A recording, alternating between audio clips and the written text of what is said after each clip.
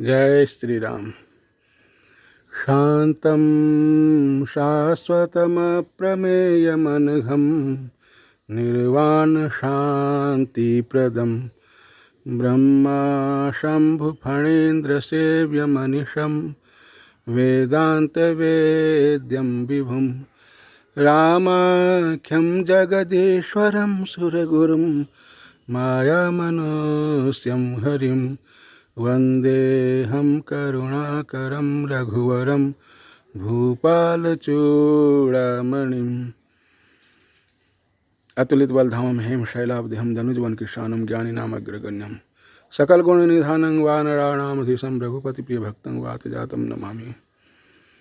जामवंत के वचन सुहाए सुनि हनुमंत हृदय अति भाए। आज शनिवार है। सुंदरकांड की कुछ चर्चा की जाती है।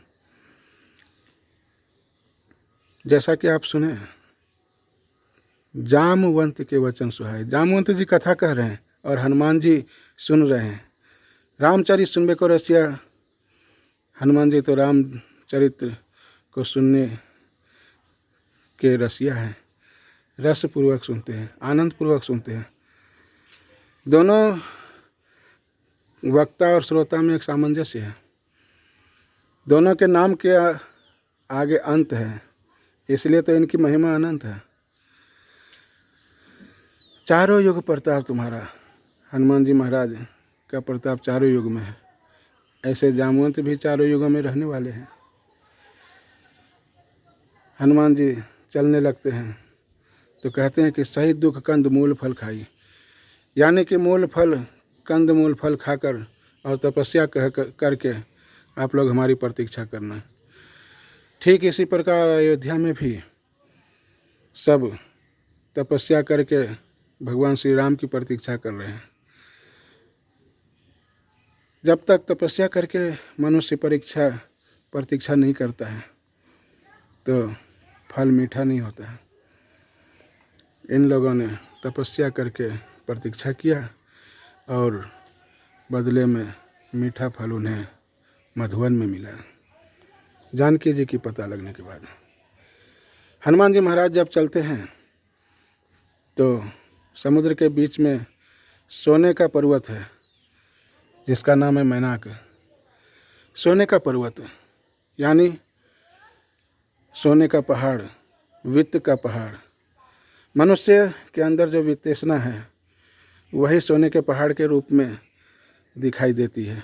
आप भक्ति का अन्वेषण करने चलेंगे तो निश्चय ही आपको स्वर्णमयी पर्वत दिखाई देगा।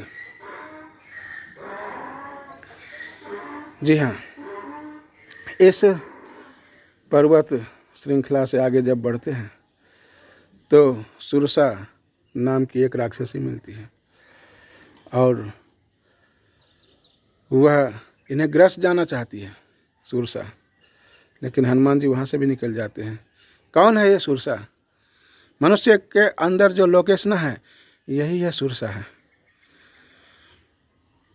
वित्तेषणा और लोकेशना, इन दोनों से जब गुजर जाता है मनुष्य, इन दोनों से जब पार निकल जाता है तब एक सूक्ष्म स्ना है जिसका नाम भी नहीं रामचरितमानस में कहा गया है।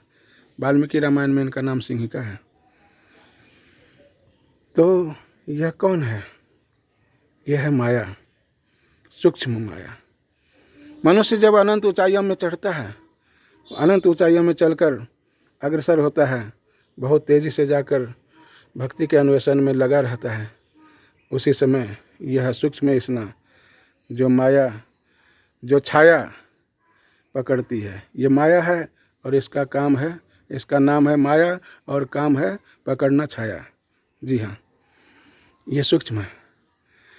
मनुष्य अनंत ऊंचाइयों में चढ़ते चलते और नीचे की ओर नहीं देखता है, लेकिन वह इनकी छाया पकड़कर इन्हें गिरा देती है, ऊंचाइयों से गिरा देती है।